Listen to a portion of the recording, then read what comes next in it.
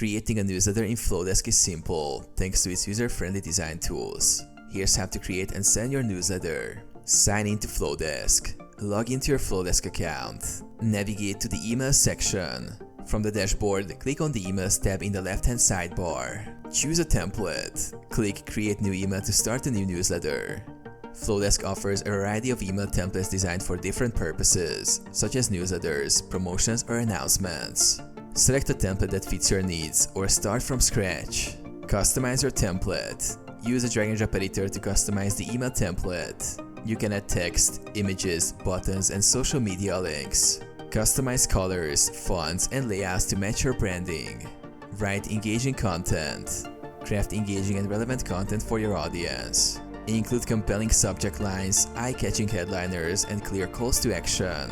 Preview and test. Before sending, preview the newsletter and send a test email to ensure everything looks perfect on both desktop and mobile devices. Send or schedule. Once satisfied, either click send or schedule it to be sent at a later time.